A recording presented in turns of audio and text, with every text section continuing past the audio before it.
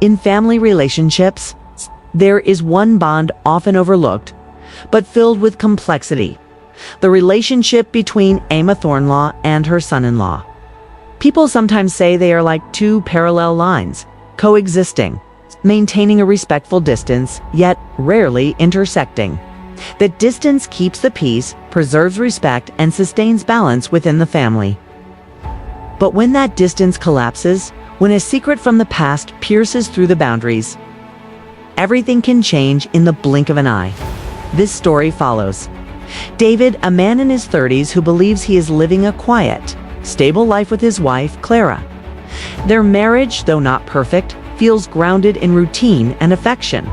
But that stability begins to fracture with the unexpected arrival of Clara's mother, Margaret, who suddenly moves into their home after years of living far away. At first, Margaret seems like nothing more than a strong-willed yet caring woman trying to reconnect with her daughter. Yet beneath her polite smiles and casual conversations lies something heavier. David begins to sense that every glance she gives him carries a weight he cannot explain. And during a seemingly ordinary dinner, Margaret begins sharing fragments of her past stories of betrayal, loss, and a man who once shattered her life. David listens politely, but soon something within him stirs. The details Margaret describes sound eerily familiar, almost too close to the life story of his own late father, a man he never fully understood. Could it be coincidence? Or is there a thread that secretly binds their lives together? As the days pass, suspicion grows into obsession. David begins to uncover pieces of the past that lead him down a dangerous path toward truths he may not be ready to face. For when secrets lie hidden in the heart of a family, they do not disappear. They wait, buried like landmines beneath the surface, ready to detonate. What David discovers will not only challenge his marriage, but unravel the very identity he has always believed to be true. The first evening Margaret arrived, the atmosphere inside David and Clara's home shifted. In a way he couldn't quite define, Clara was thrilled. Her mother had been away for nearly a decade, living in another state after her husband passed.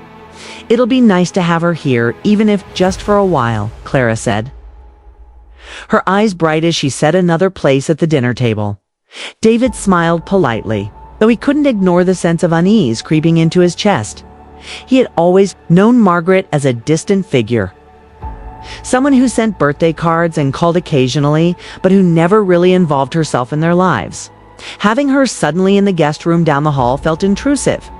Margaret herself was gracious, even warm, but her presence carried a subtle intensity. She watched David carefully whenever he spoke, as if measuring his words against something only she knew. He brushed it off as nerves after all. Hosting an in-law could be awkward. But the look in her eyes lingered in his mind. That first dinner together was filled with polite conversation until Margaret, swirling her glass of wine, began reminiscing about her younger days. She spoke of struggles of raising Clara nearly on her own, of sacrifices made. Then, without warning, she shifted to a story about a man who left scars that never healed. David listened in silence as she described this man: charming, ambitious, but unfaithful and cruel. He abandoned her when she needed him most, leaving behind nothing but lies and regrets. Margaret's tone was calm, almost rehearsed, yet her eyes burned with something raw. David's fork froze halfway to his mouth. Some of the details: this man's profession, the city he once lived in, the way he used to carry a pocket watch sounded disturbingly familiar. His late father had owned the same kind of watch, had lived in the same city during those years. The coincidence unsettled him deeply.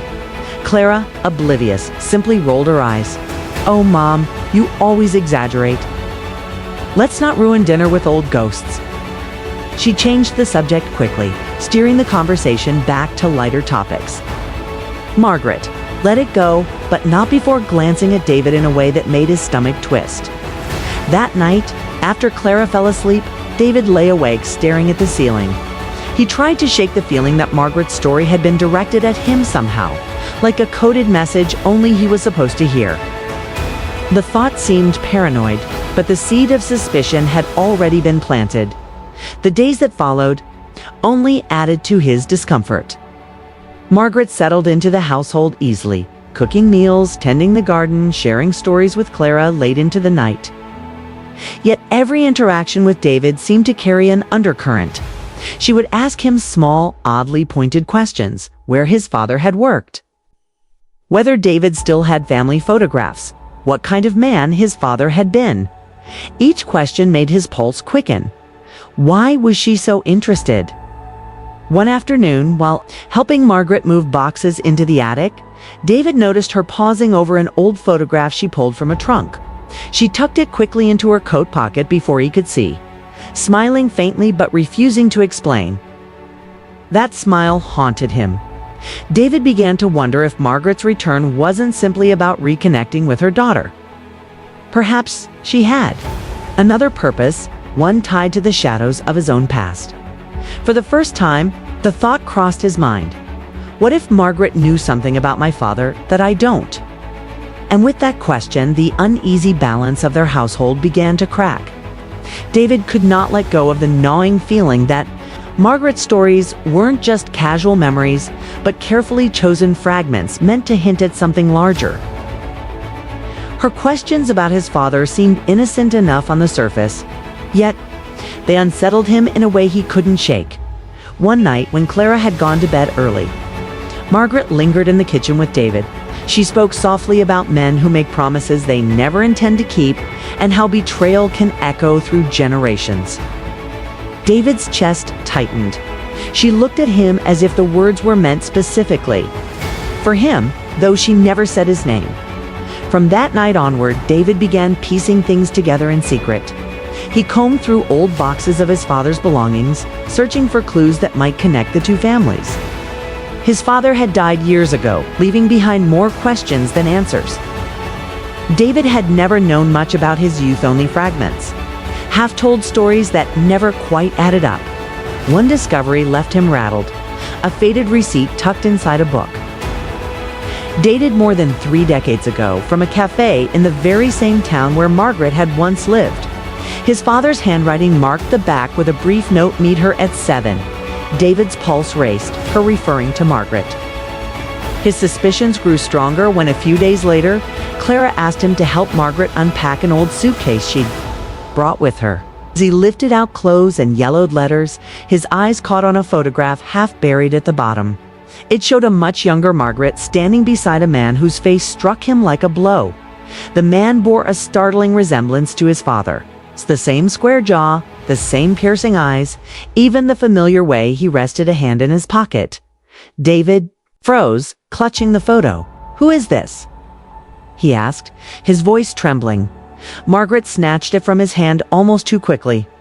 "Just an old friend," she replied, her tone clipped, her eyes avoiding his. She shoved the picture back into the suitcase and closed the lid firmly. "It's nothing you need to worry about." But David couldn't stop worrying. That night, he lay awake, replaying every word, every look, every subtle tension that had passed between them since she arrived. Clara noticed his restlessness but brushed it off. "You're overthinking. My mom likes to talk about the past. That's all. Don't make it something it's not." But David's instincts screamed otherwise. Over the next few days, he started paying closer attention to Margaret's behavior. She seemed to avoid certain topics whenever Clara was around. Yet when she and David were alone, she dropped small remarks that felt almost accusatory about men who abandon their responsibilities, about children who grow up not knowing the truth. Every word dug into him like a splinter. One afternoon, while cleaning the living room, David found himself staring at the family portrait on the wall, himself. Clara and Margaret smiling stiffly on her first day in their home. Something about Margaret's smile in that picture unsettled him. It was as if she was holding on to a secret she couldn't tell. A secret written not in words but in the shadow of her expression. The more David thought about it, the more the pieces seemed to align into a disturbing picture. His father, Margaret's. Past the strange photograph, all of it hinted at an affair long ago. An affair that might have left behind consequences no one had dared to acknowledge. But what consequences exactly? He needed proof. Late one night while Clara slept, David crept into the guest room where Margaret was staying. He wasn't proud of what he was about to do, but the need for answers outweighed his conscience. Quietly, he searched through drawers and suitcases, hoping for something tangible. His hands shook as he opened the smallest of Margaret's cases. Finding a locked wooden box tucked inside, a shiver ran down his spine. Something told him that whatever was inside that box could change everything. The locked wooden box gnawed at David's conscience for days. He'd found it buried in Margaret's belongings, its brass latch worn with age. He didn't dare force it open right away, fearing the noise would wake her, but its presence haunted him. Every time he crossed paths with Margaret in the hallway, he felt the weight of that box pulling him back, whispering that answers were just inches away. By the end of the week, his restraint broke. Margaret left the house to visit an old friend, and David seized the opportunity. Carefully picked the lock with trembling fingers, heart pounding in his throat. When the latch finally clicked open, relief mixed with dread. Inside, wrapped in faded silk, lay a leather-bound journal. Its edges were brittle, its pages stained with time. He hesitated, glancing toward the door before flipping it open. The entries began innocently enough: Margaret, writing about her struggles as a young single mother. The pain of making ends meet, the loneliness of raising Clara without a partner she could depend on. But as David turned the pages, the tone shifted.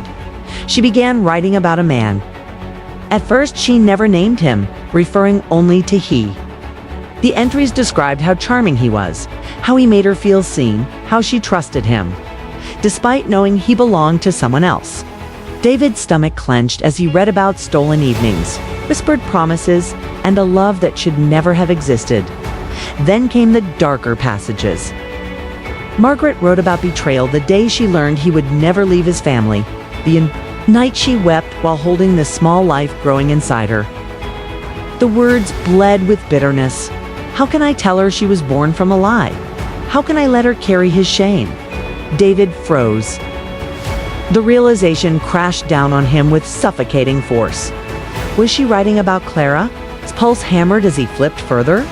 The descriptions matched his own father too perfectly to ignore the same profession, same city, even the same silver pocket watch his father once cherished. David's chest tightened as he read the most damning entry. I swore I would protect her from the truth. She will never know who her real father is. To her, he is a ghost, a shadow that cannot hurt her. But every time I look into her eyes, I see him. Every time she smiles, I remember.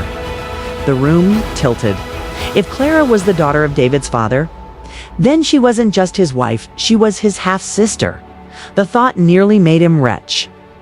He stumbled back, the journal slipping from his fingers. His marriage, his entire life, suddenly felt like a grotesque lie built on a foundation of secrets. He forced himself to keep reading, desperate for clarity. But the entries grew murkier, full of Margaret's anguish. Her attempts to bury the past. She mentioned a child, yes, but never named her directly. She never confirmed beyond doubt that it was Clara. David's hands shook violently as he closed the journal. He needed to hear it from Margaret herself. That evening, while Clara was in the shower, he cornered Margaret in the kitchen. His voice trembled with rage and fear. Tell me the truth. Did he was Clara his daughter? Margaret's eyes widened, her face paling.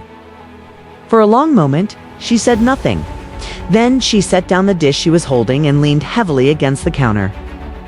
Her expression tired, worn. You've been looking where you shouldn't, she whispered. Answer me, David demanded, his voice cracking. Her lips trembled as though she wanted to speak, but then she looked away, shaking her head. There are truths that destroy more than lies ever could, she said finally. Stop digging, David, for your sake. For Clara's sake, her refusal only inflamed his desperation. So it's true, he whispered hoarsely. Margaret's eyes filled with tears. She reached out as if to comfort him, but he pulled back, recoiling from her touch. That night, David could barely look at Clara. She laughed as she told him about her day, completely unaware that the foundation of their marriage might be something forbidden. Something unspeakable. David's mind spiraled. The image of the journal, the words etched in faded ink, replayed in his head. He wanted to scream, to tell Clara everything, but how could he? What if it shattered her completely? And yet, keeping silent felt unbearable. As he lay in bed beside his wife, the sound of her steady breathing, so familiar and comforting, now tormented him. He stared into the darkness, wondering if the woman he loved was, in fact, the one person he could never truly have. And deep down, he knew he could not escape the truth forever. The days following his discovery were unbearable. David found himself avoiding Clara's touch, dodging her questions, hiding behind excuses of work and fatigue. Clara noticed, of course. She pressed him gently at first, then with growing frustration. "What's wrong with you lately? You look like you're carrying a ghost on your shoulders." He wanted to tell her, but how could he? How could he shatter her world with a truth he didn't even fully understand himself? Finally, one night, he decided he couldn't hold it in anymore. He found Margaret in the living room, sitting alone with a cup of tea. The lamp cast a soft glow over her tired face. She looked up at him, and something in her eyes told him she already knew why he had come. "We can't keep circling this," David said, his voice hoarse. "I read your journal. I know about the affair. I know about him. Was Clara? Was she my father's daughter?" Margaret's hand trembled, the teacup rattling against its saucer. Her lips parted, but for a long time, no words came out. Then, with a heavy sigh, she set the cup down and buried her face in her hands. "Yes," she whispered. "Your father and I, it was a mistake. It's a weakness I've regretted every day of my life. Clara doesn't know. She must never know." The confirmation hit David like a blow to the chest. His knees felt weak, his breath shallow. "So all this time, my wife is my sister." Margaret lifted her head sharply. "Half-sister, maybe. I never had the chance to prove it. Your father walked away before I could ask for anything. For all I know, Clara might not be his at all." Her words were desperate, but they did little to soothe him. The ambiguity only deepened his torment.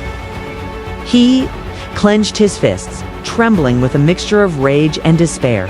"You should have told us. You should have told me the truth before I married her." Tears streamed down Margaret's cheeks. "And what would that have done, David? It would have ruined her life, ruined yours. I chose silence because I thought it was mercy. I thought it was love." At that moment, a sound shattered the tense silence, the creak of the hallway floorboard. Both turned to see Clara standing in the doorway, her face drained of color, her eyes wide in horror. She had heard everything Clara. David breathed, his heart sinking into his stomach. Clara's voice trembled. What? What are you saying, Mom? What did you do?" Margaret reached toward her, sobbing. "Sweetheart, please." But Clara recoiled, backing away as if her own mother were a stranger. "All my life, you lied to me. You let me build a family, a marriage, without ever telling me this was even possible." Her voice cracked, raw with betrayal. She turned to David, her eyes brimming with tears. "And you knew. How long have you known?" David stammered, his throat tightening. "Just days. I found out days ago. I didn't know how to tell you. I didn't even know if it was true." Clara shook her head in disbelief. "So my husband might be my brother, and you both thought it was better to keep it hidden." The room seemed to collapse under the weight of her words. Margaret sobbed uncontrollably, begging for forgiveness, while David stood paralyzed, torn between reaching for Clara and recoiling from her. Clara's hands trembled as she pressed them to her temples, as though trying to block out the reality, unraveling around her. "I can't breathe," she whispered, staggering back. "I can't even look at either of you right now." She ran upstairs, the sound of her sobs echoing through the house. Margaret sank into the sofa, her body shaking with grief. "This is what I feared," she cried. "The truth always destroys." David stood motionless, his heart pounding, his entire world collapsing. The woman he loved, the life he had built, it all felt like a fragile glass house shattered by a single stone.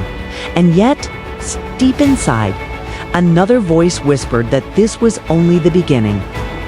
There were still unanswered questions, still pieces, missing from the puzzle.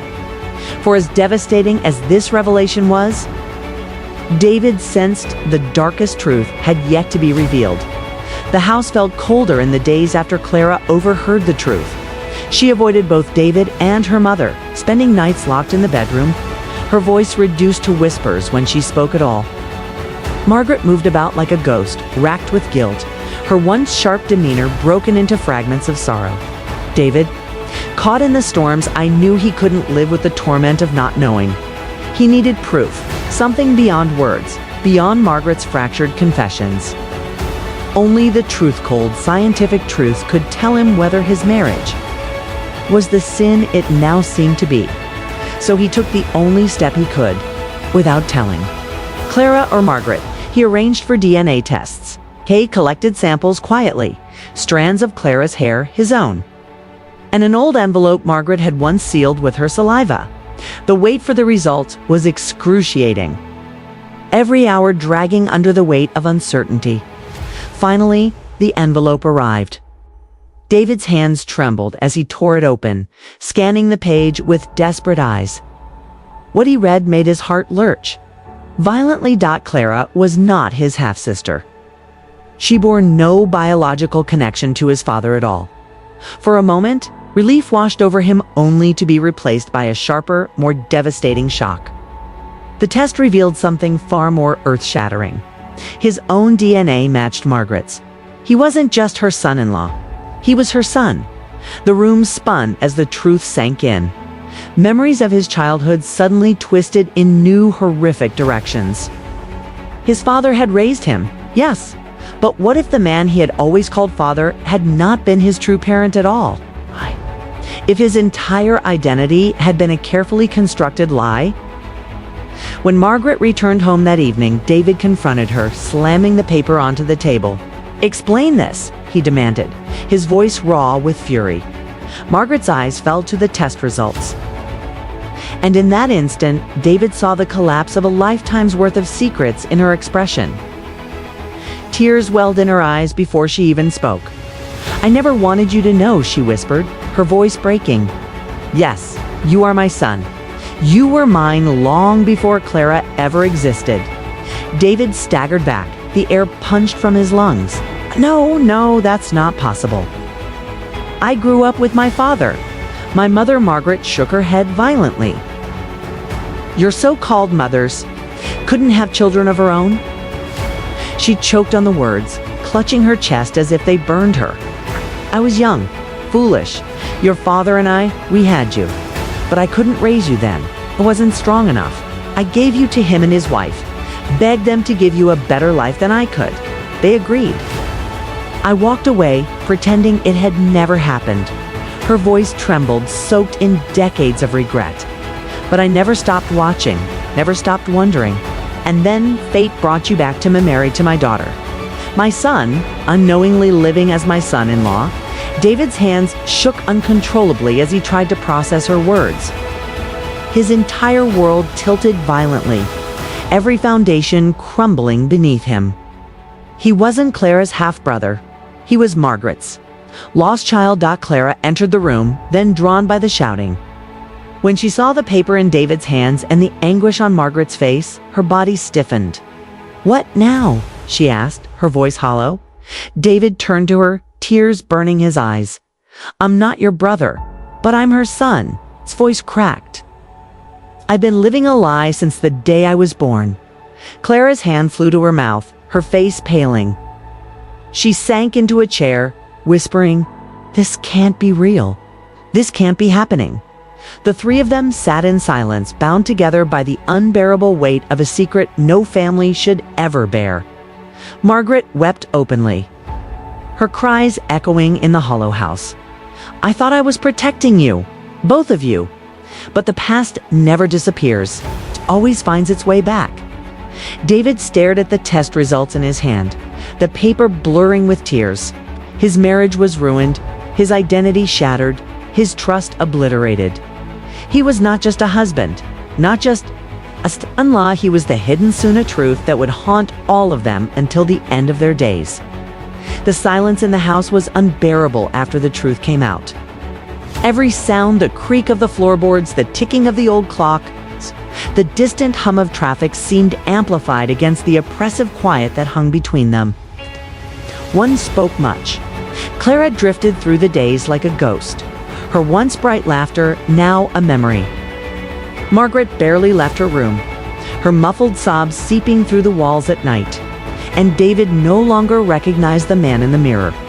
The DNA results had not only destroyed his marriage, but his sense of self. All his life he had believed he was the son of a decent, though distant, man and a gentle mother who had raised him with care. Now he knew his childhood had been borrowed, his identity constructed on someone else's sacrifice and someone else's lie. He tried to talk to Clara, to explain, to tell her they could somehow move forward. But Clara couldn't bear it. "Every time I look at you," she whispered through tears, "I hear her voice. I see her face. You're not just my husband anymore. You're my mother's son. I don't know who you are to me now." Her words cut deeper than any blade. He reached for her hand, but she pulled away. That night, she packed a bag and left to stay with a friend. She didn't slam the door, she closed it quietly, almost tenderly, but the sound still felt like the final fracture of his heart. Margaret tried to console him in her broken way. "You were always mine," she said, her voice trembling. "I thought giving you away would protect you, give you a better life.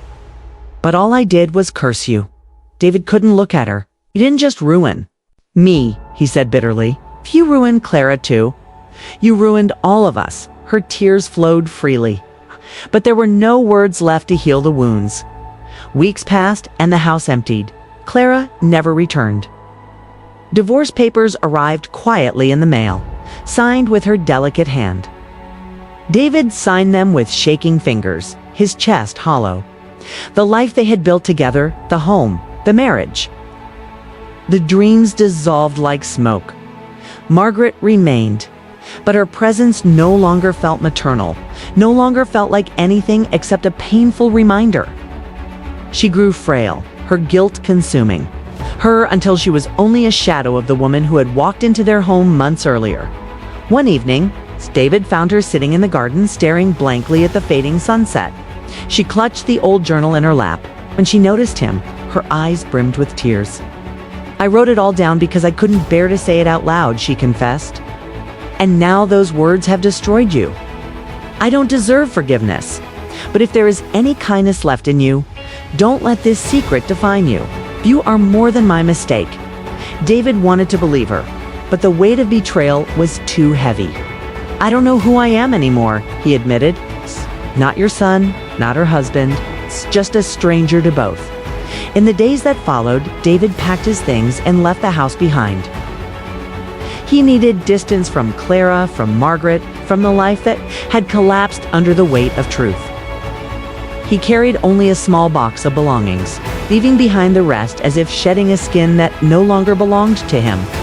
Margaret remained alone, haunted by the silence of empty rooms and the echoes of choices made decades ago.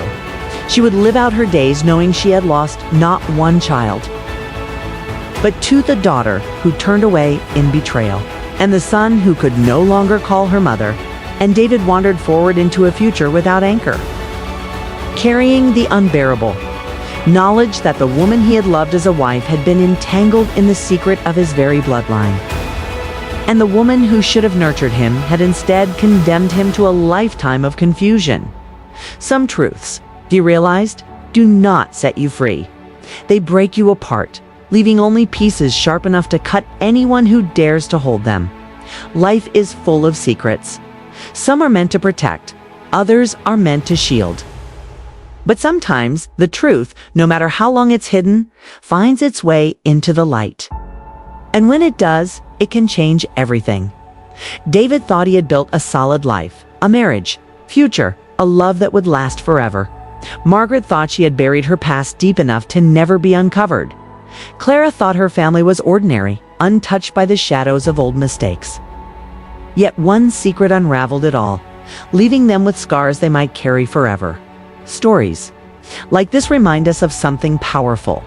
Family is not just about blood, it's about honesty, trust, and the choices we make. Sometimes love can survive betrayal. Other times, the damage is too deep. But no matter what, the truth has a way of forcing us to confront who we really are and what truly matters. Maybe you faced a secret in your own family. Maybe you've had to make peace with truths you never wanted to know. Or maybe you're still carrying questions that don't yet have answers. Remember, you're not alone. At Real Moments, we believe stories like David's, Clara's, and Margaret's are more than just tales. They're reflections of the struggles many of us face, the painful choices, and the haunting consequences that remind us of our shared humanity. If this story moved you, if it made you think about your own relationships, or if it simply reminded you that life can turn in ways we least expect, we invite you to join our community. Subscribe to Real Moments, where every week we bring you stories of truth, heartbreak, hope, and redemption. Because in the end, it's not just about hearing a story, it's about feeling it, learning from it, and carrying its lessons into our own lives. So hit that subscribe button, share the story with someone who might need to hear it. And remember, every family has secrets, but every moment of truth is a chance to grow.